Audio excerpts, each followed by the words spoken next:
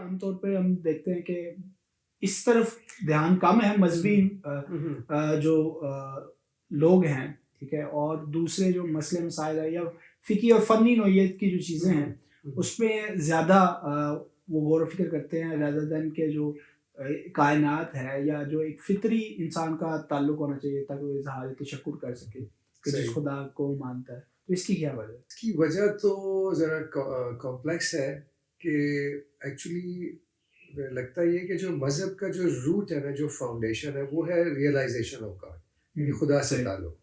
تو ہوا یہ کہ کچھ سالوں میں جو لگتا ہے کہ جو پچھلے 500 سالوں میں جو مذہب کے اوپر، اسلام کے اوپر جو اسٹڈی ہوئی، تو وہ زیادہ جو اسٹڈی ہوئی ہے وہ زیادہ ہوئی ہے مسئلے مسائل کے اوپر.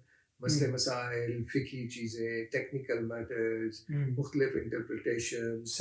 تو اس سے شاید اب سب کو لگتا ہے کہ اصل اسلام تو یہی ہے کہ آپ مسائل کو جان لیں، آپ ہر نماز کے مسائل کو جان لیں، روزوں کے مسائل، اور جو نئے نئے مسائل ہیں، کوئی بینک کے مسائل ہیں، کوئی آنے جانے کے مسائل ہیں. تو ہر شخص جو ہے نا پھر اسی میں لگا ہوا ہے. تو مذہب اب ایک ایسی چیز بن گیا ہے جو لگتا ہے کہ بہت سارے مسائل کو جان لینا مذہب ہے. اس سے یہ ہوا ہے کہ ڈائیورٹ ہو گیا سارا جو پروسیس ہے، ڈائیورٹ، جس کو وہ کہتے ہیں نا شفٹ آف ایمفیسس. یعنی ایمفیسس جو ہے وہ زیادہ چلا گیا ہے مسئلے مسائل کے اوپر، یا فقہی یا ٹیکنیکل بحث مباحثوں کے اوپر چل گیا ہے، جو شاید علماء کے لیے تھی اور ایک خاص لوگوں کے لیے تھی.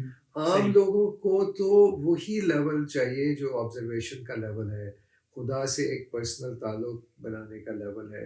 جیسا کہ جب بھی آپ قرآن پڑھیں تو اس میں آپ کو یہی سادہ چیزیں ملتی ہیں کہ کیا تم آسمان میں پرندے نہیں دیکھتے، کیا تم یہ بیج سے درخت اگتے نہیں دیکھتے، کیا تم یہ نہیں دیکھتے کہ ہم کس طرح بارش سے گھاس کو گرین کر دیتے ہیں. یعنی وہاں پہ جتنی بھی ایگزامپلز ہیں وہ سادے ہیں، بہت سادہ ہے. تم یہ نہیں دیکھتے کہ ہم نے تمہیں کیسے پیدا کیا، اگر ہم نے ایک دفعہ پیدا کیا تو دوبارہ بھی پیدا کر سکتے ہیں. یعنی اتنے سمپل، سب فطری سمپل آرگومنٹس ہیں. اور یہی وہ اصل چیزیں ہیں جو آدمی کو اسٹرانگلی اس کو بلیف کے پروسیس میں لانا پڑتا ہے. تو میرا خیال ہے کہ اصل یہی وجہ شاید لگتی ہے کہ جو آج کے جو ینگسٹرز ہیں اور لوگ ہیں وہ تھوڑا سا اسلام سے تھوڑا سا دور اس لیے ہو رہے ہیں کہ وہ دیکھتے ہیں کہ اس میں اتنی ساری کمپلیکس چیزیں ہیں، یعنی اس میں بحث مباحثہ ہی نہیں ختم ہوتا، اس میں مسائل ہی ختم نہیں ہوتے.